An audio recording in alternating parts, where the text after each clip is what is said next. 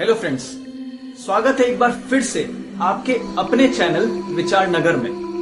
तो आज हम लोग डिस्कस करेंगे महाभारत के एक ऐसे कैरेक्टर के बारे में जो आज इस युग में भी धरती पर जिंदा है। वो युद्ध तो नहीं जीते, पर अपने पराक्रम से उन्होंने पांडवों के खेमे में हाहाकार मचा दिया था। वो और कोई नहीं, कौरवों और पांडवों के गुरु द्रोणाचार्य और उनकी पत्नी माता कृपी के पुत्र अश्वत्थामा थे। अश्वत्थामा के बचपन से ही माथे के बीच में एक मणि थी जो उन्हें दैत्य, दानव, नाग, अस्त्र शस्त्र, देवता के डर से दूर रखती थी।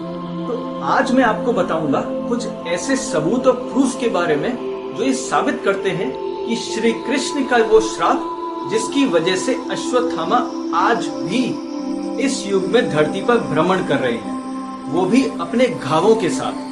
महाभारत युद्ध में अपने पिता द्रोणाचार्य की मृत्यु का बदला लेने के लिए युद्ध के पश्चात अश्वत्थामा ने पांडवों के 5 पुत्रों का वध कर दिया। सिर्फ यही नहीं, उन्होंने अभिमन्यु के अजन्मे शिशु को मारने के लिए ब्रह्मास्त्र उनकी माता की कोख की तरफ मोड़ दिया। इन सब से नाराज होकर श्री कृष्ण ने अश्वत्थामा को श्राप दिया कि वो आजीवन धरती पर अपने घावों को लेकर भ्रमण करता रहेगा। उसके ना तो कभी घाव भरेंगे, ना ही कोई उसके घावों को भरने में उसकी मदद कर पाएगा। कुछ ऐसे सबूत हमें आज भी मिलते हैं जो ये साबित करते हैं कि वो श्री कृष्ण का श्राप सच्चा था और आज भी अश्वत्थामा अपने घावों के साथ धरती पर भ्रमण कर रहे हैं। सबसे पहला सबूत हमको मिलता है मध्य प्रदेश स्थित बुरहानपुर के असीगढ़ किले में। वहाँ शिवजी का एक बहुत प्राचीन मंदिर है।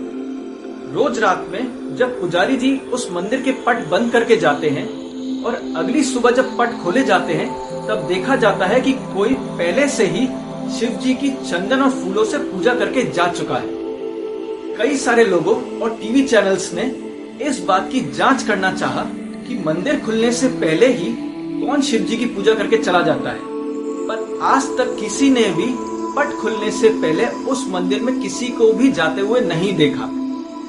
वहाँ के लोकल्स के अनुसार पास के जंगलों में उन्होंने एक विशालकाय आदमी को देखा है जिसके माथे के बीच में घाव है, जैसे कि अश्वत्थामा के था। उन्होंने वहाँ के पास के एक तालाब में उसी विशालकाय आदमी को नहाते हुए भी देखा है। वहाँ के लोकल्स की माने तो वो अश्वत्थामा ही है जो मंदिर के खुलने से पहले ही शिव जी की पूजा करके वहाँ से चले जाते हैं। आप में से कई लोगों को अभी भी यकीन नहीं होगा कि अश्वत्थामा जीवित है। तो आइए मैं लेके चलता हूँ आपको दूसरे सबूत की तरफ, जो आता है मध्य प्रदेश से ही।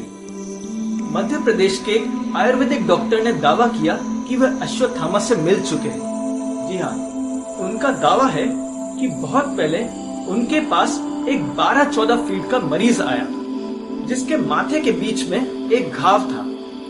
बहुत मरहम लगाने पर भी वो घाव भर नहीं रहा था। तो डॉक्टर ने मजाक से उस मरीज से कहा, क्या तुम अश्वत्थामा हो जो तुम्हारा घाव भर नहीं रहा है? यह बोलकर वह डॉक्टर दवा लेने के लिए पीछे मुड़े। जब वापस देखा तो वहां पर मरीज कोई नहीं था।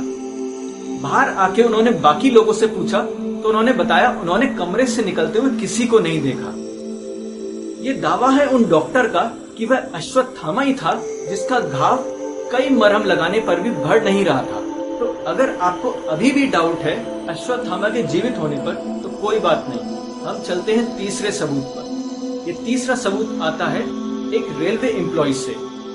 वो रेलवे एम्प्लॉय छुट्टियां मनाने गुजरात गया। गुजरात के कुछ घने जंगल में वो खो गया और उसका दावा है कि उसे भी 12-14 फीट का एक विशालकाय आदमी मिला। अब वो इतना लंबा आदमी इस युग से तो हो नहीं सकता। उस रेलवे एम्प्लॉय ने उस आदमी से उसका परिचय मांगा तो उस आदमी ने बताया कि वो द्वापर युग से है और उसका नाम अश्वत्थामा है। जी हाँ, और उसने ये भी बताया कि भीम उससे भी ज्यादा विशालकाय और ताकतवर था।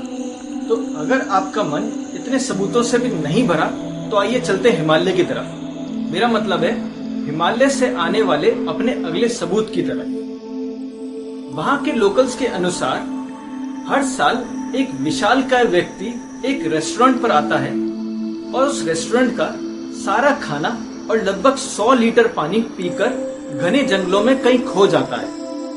वो व्यक्ति हर साल आता है, अपनी भूख प्यास मिटाता है और कोई नहीं जानता कि वो जंगलों में कहां चला जाता है। उन लोकल्स के अनुसार उस व्यक्ति के माथे के बीच में भी एक गहरा घाव है, ठीक वही जैसे अश्वत्थामा के हैं। अगर अब भी आपको अश्वत्थामा के जीवित होने पर डाउट है तो आइए फिर से चलते हैं हिमालय की पहाड़ियों में। हिमालय के मशहूर पायलट बाबा ने अपनी किताब हिमालय कह रहा है में ये दावा किया है कि उन्होंने अश्वत्थामा से बात की है। उन्होंने बताया कि एक दिन बाबा मंदिर में विश्राम कर रहे थे कि तभी वहां पर एक विशालकाय व्यक्ति आया जिसके माथे पर एक गहरा घाव था।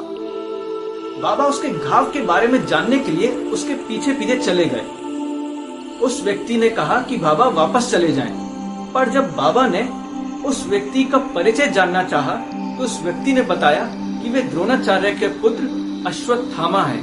तो इन सबूतों के अलावा भी हमें अलग अलग क्षेत्र से और अलग अलग लोगों से ये प्रूफ मिलते हैं जो ये साबित करते हैं कि अश्वत्थामा आज भी अपने घावों के साथ इस धरती पर अलग अलग जगह भ्रमण कर रहे हैं। सिर्फ यही नहीं, जब प्रभु कल्कि अवतार लेंगे तो ये माना जाता है कि अश्वत्थामा प्रभु की मदद करेंगे इस कलयुग का अंत करने में। तो अगर ये जानकारी आपको पसंद आई हो तो कमेंट बॉक्स में हमें जरूर बताएं, और अगर ये वीडियो आपको पसंद आया हो तो वीडियो को लाइक शेयर जरूर करें और चैनल को सब्सक्राइब करना ना भूलें।